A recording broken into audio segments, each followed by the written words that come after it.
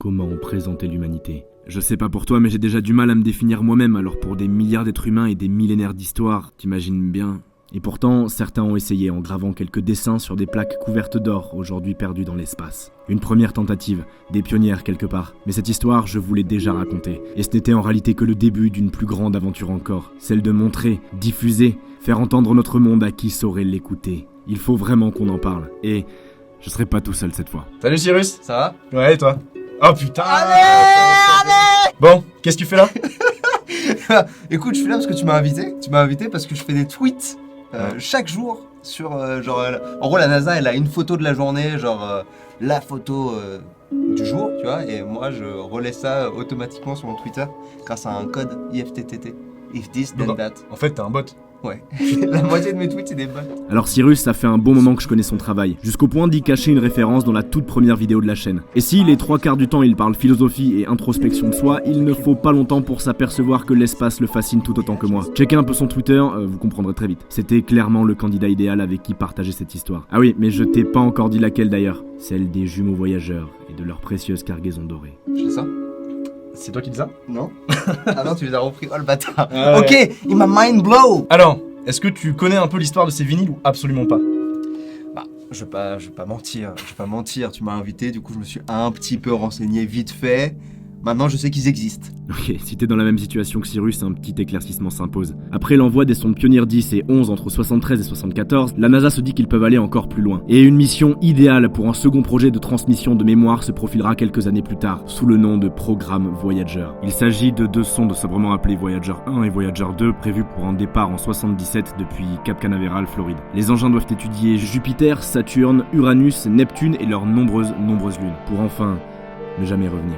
Et c'est ce dernier point qui, comme pour Pioneer, compte beaucoup. Alors la décision est prise. 2 vinyles, à l'aspect comme hors du temps, y seront attachés, accumulant chacun plus d'1h30 de musique, de voix, de sons terrestres, mais aussi de bruits plus étranges, avec un but, très singulier. En gros, moi je me suis déjà un peu spoilé, je vais pas te mentir, j'ai déjà ouvert, je sais déjà ce qu'il y a dedans. Le seul truc, c'est que j'ai pas lu les vinyles en question. Ok. On va le faire après. Je sais aussi à peu près comment ça marche, et je vais vous expliquer tout ça au fur et à mesure. Moi il y a des trucs que je comprends déjà là. Ouais, Comme ça. C'est quoi? C'est l'atome d'hydrogène. Putain, bien. Et ça je connais aussi. Et alors c'est quoi? C'est notre position dans l'univers. Par rapport à... Par rapport... Ah, je te fais des petits tests, je te Ouais. chauffe. En gros, non mais c'est par rapport aux galaxies et tout. Au pulsar. Voilà. Ouais. Là, on voit, ça c'est des codes Qui sont en morse. en binaire. Ouais, évidemment, les vinyles ont été rangés dans des étuis pour les protéger. Et c'est sur ces derniers qu'on y a gravé des instructions essentielles sur leur provenance. Et notamment ces 2 symboles qu'on retrouvait déjà sur les plaques pionnières. L'un est un atome d'hydrogène, parce que c'est l'élément le plus présent dans l'univers et ça fait office de base pour décoder tout le reste. Et celui-ci, notre position par rapport à 14 pulsars, des restes de supernova. Cette partie, quant à elle, explique à quelle vitesse le vinyle doit tourner pour être lu correctement. 3,6 tours secondes. Et ça, c'est pour la hauteur de la cellule. Et en réalité, c'est quand on arrive à la dernière partie que la chose passe à la vitesse supérieure. N'oubliez pas ce son. Alors ça, tu dirais que c'est quoi? Ça c'est les masques sur Photoshop. C'est le symbole. Et alors ça, du coup, ça semble plutôt obvious. Ouais, ça c'est aux Tuileries, il y a des manèges là. Ouais. C'est le circuit 8. Allez. Oh putain. Allez.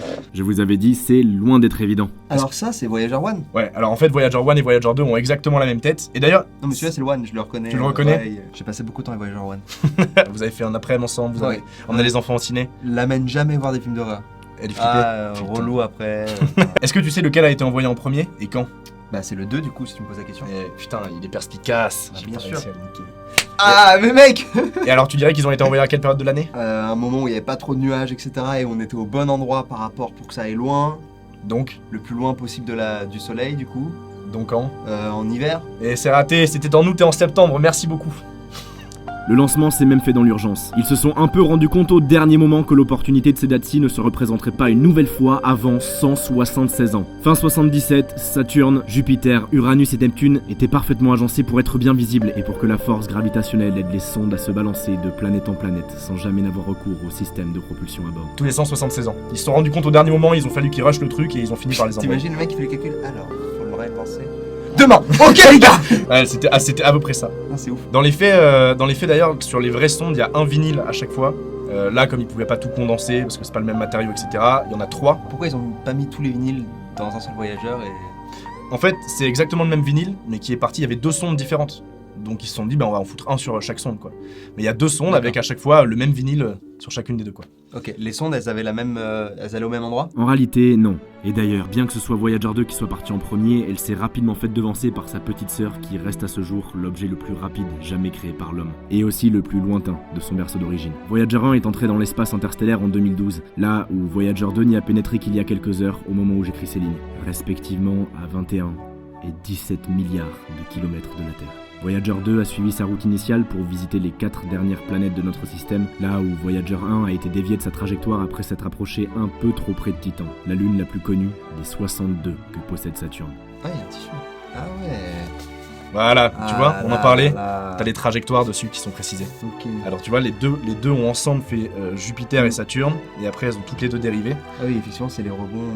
Exactement. Ok, donc si t'as un gros lourd, tu peux faire I want to be Voyager 2. To visit Uranus. J'offre. Il offre Einstein. du temps de Ne cadeau. soyez pas lourd avec. Et alors là-dedans, qu'est-ce qu'on a? Donc, de Voyager Golden Record. Waouh. Ah, ils sont stylés, hein. En vrai, ils sont vraiment trop beaux. Alors, ça me fait penser, j'ai une anecdote.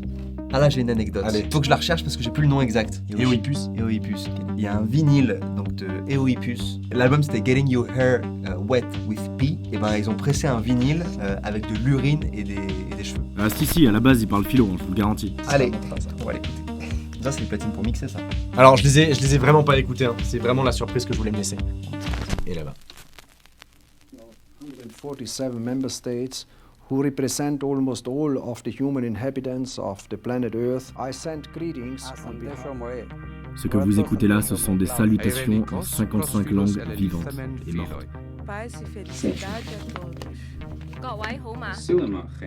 Moi ce qui me fait rire, c'est que tu vois genre nous on fait ça, en fait on a squeezé toute une partie qui pour les extraterrestres va être horrible. Ah, mais ils vont galérer de ouf. Enfin eux ils ont pas du tout le système de la platine. Eux ils vont croire que c'est des frisbees quoi tu vois. En fait, ça a été beaucoup reproché le fait que ça va être impossible à comprendre, quoi. 健康快樂 On va tomber sur les français. Ah, ce serait bien. Здравствуйте. Привет. ดีค่ะสหายนายธรณี يا ليت يجمعنا الزمان. Guadalupe. Bonjour tout le monde. Bonjour tout le monde. Bonjour tout le monde. Est-ce qu'on tente ce qu'il y a après? Vas-y. L'océan. C'est de l'eau. Mais faut juste se mettre à la place d'une forme de vie extraterrestre qui ne connaît rien à nous. T'imagines tomber là-dessus? Toi tu sais comment t'interprètes ça? Déjà, faudrait qu'ils soient capables d'entendre ça, en fait. Mais même s'ils savent, tu vois, genre ça se trouve ça pourrait être de la zik. Alors on se doute que c'est pas de la parole suite à ce qu'il y a eu avant. Ouais. Ou alors ils l'intervertissent. Mais en tout cas je me dis pas c'est des sons de là où ils habitent. Imaginez la tâche, la responsabilité qu'il en incombe à celui ou à celle qui doit sélectionner un échantillon de ce qui représentera à jamais l'humanité entière. Peut-être notre premier mot, notre premier contact avec qui que ce soit là-dehors, ou le dernier. Et comme pour les plaques pionnières, ce projet fut lancé et conduit par le plus connu de tous les astronomes. Ah Carl Sagan? Exactement. Ça, c'est le métro, ça. Non, un réacteur. Ah ouais, c'est la fusée, c'est Ouais. la fusée qui part. Je trouve ça assez ouf quand même qu'il y ait ces sons-là qui voguent à des milliards de kilomètres dans l'espace. Mais voilà, c'est ça en fait. Genre ce qui est ouf, c'est pas les sons en soi, c'est même pas parce que au fond nous on sait que genre probablement personne n'entendra ces sons, tu vois ce que je veux dire. En fait ce qui est ouf c'est l'histoire quoi. Ouais, de C'est ouf. ce que ça dit de nous. De ouf. Ce qui est ouf c'est le reflet dans le miroir que c'est pour nous en tant que membres de l'humanité. Alors, je suis curieux de voir parce que de l'autre côté, si on lit bien, il y a L'autre des face. musiques. Alors, on dirait que c'est juste à lire comme ça, on dirait que c'est quand même beaucoup de classiques. Voyons voir ce que ça donne.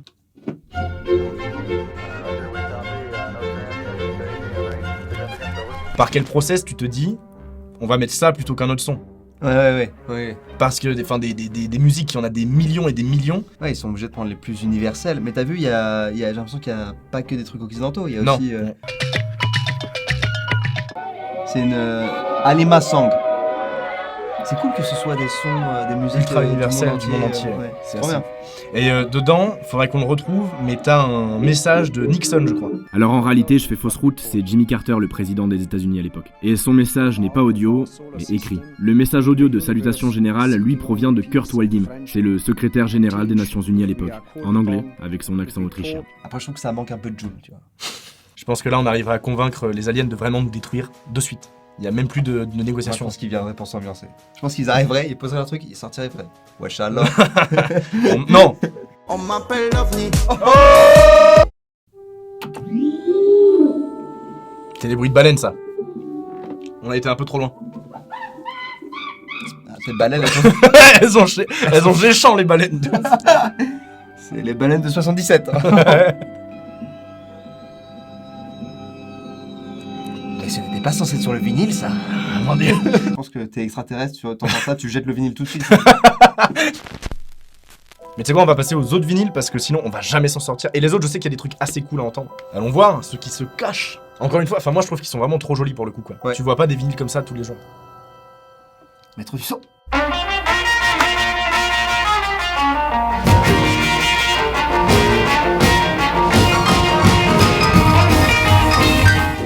S'ils veulent s'ambiancer, on a prévu l'ambiance. C'est clair. C'est ouf. C'est clair. Ils ont On est là. Ils ont prévu le Bénin, mais ils ont aussi prévu l'ambiance. Tu vois ce que je veux dire? Les mecs étaient là. C'est quoi. clair. Et puis après ils vont venir, ils vont voir qu'on a tout pété à coups de bombe nucléaire, ils vont se dire finalement Un peu trop loin dans l'ambiance. un peu trop loin dans l'ambiance. Alors, il y a un truc, ça m'intrigue, Goro Yamaguchi.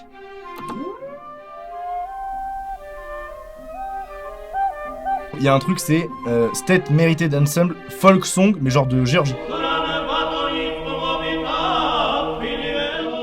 En fait, c'est quoi? Je trouve que c'est un cool objet à avoir chez soi. Ouais. En dehors du côté espace, etc., c'est aussi genre compilation de sons de l'humanité, quoi. C'est mignon, en vrai. Le gamin qui a écrit ça est quand même ultra privilégié, quoi. C'est clair. Alors attends, je vais récupérer ça pour qu'on voit où est-ce qu'on en est. T'as plein de trucs, en fait. Comme tous, d'une manière générale.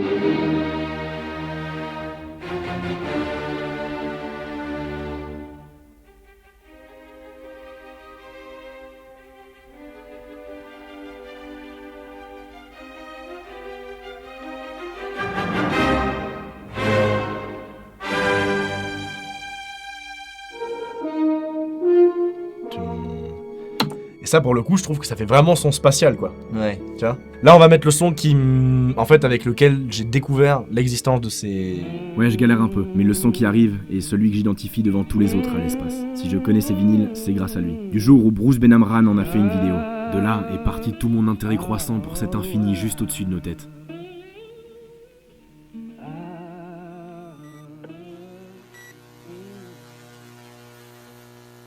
Ok, il faut qu'on y vienne à ce son dont je vous parle depuis tout à l'heure. Le vrai tour de force de ces disques n'est pas seulement de témoigner de notre existence, davantage que de la montrer. Sur ces vinyles sont stockées 115 images, sous forme de fréquences sonores lisibles uniquement quand on a compris la dernière pièce du puzzle sur le couvercle. Ces symboles sont la clé de déchiffrement de notre monde. Chaque fragment de ce vacarme est une image, une trace supplémentaire de qui nous sommes, ou qui nous étions. Et rien que pour ça, cette démarche singulière des années 70 de quelques astronomes est rentrée dans l'histoire. En vrai, ils sont quand même magnifiques, enfin, je veux dire. Ouais. These are an original handwrite note. Ok, donc c'est les notes qui ont été prises concernant la création du Voyager. C'est trop stylé. Donc là, Ah, ça c'est trop stylé ça déjà. Normalement, la première image est censée faire un cercle parfait. Exactement, Voilà, et donc c'est ça. si ils savent que si c'est pas un cercle parfait, c'est... il y a un problème dans la machine. Ouais. Mais déjà, juste celle-là. Ouais, celle-là est ouf. Et alors, j'ai pas envie de dire de bêtises, mais cette photo, je crois que c'est celle qui a été prise par Pioneer, qui sont partis quelques années plus tôt, et du coup, ils ont décidé de l'inclure dans Voyager. À chaque fois, je sais pas si t'as C'est remarqué, ouf, quoi. ils mettent les l'échelle. dimensions. Ouais. Gemini Gemini 4. 4, Ed White. C'est le First premier. American to Ouais. conduct a spacewalk. C'est lui qui est mort dans Apollo 1. C'est ce qu'on a entendu au début, ça. Au tout début. Ouais. Et voilà tout ce qui est dit. Bonjour tout le monde. Et on peut voir que c'est Alexandra Litauer qui l'a dit.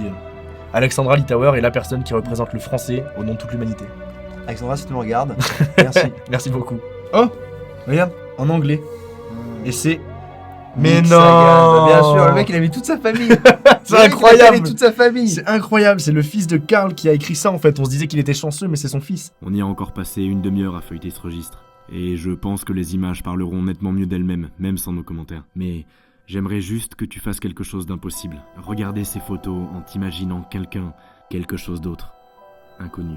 Situé quelque part dans le temps, loin de nous. Ces formes, ces couleurs, ce mouvement. Qui verrais-tu ? Et voilà, et du coup on peut savoir à quoi ça Ouais, correspond. t'as vu même le son d'un bisou. T'as d'un son de pulsar. du code Morse, c'était ça, Saturn V, lift-off. En plus, tout à l'heure, quand Ah, on entendait ouais, le ouais. son de décollage, je me disais bien que ça ressemblait vachement aux vidéos de Saturn V que j'avais vues. Ben voilà, c'est exactement ça. Et ça, c'est toutes les Ouais. photos, compris les sondes.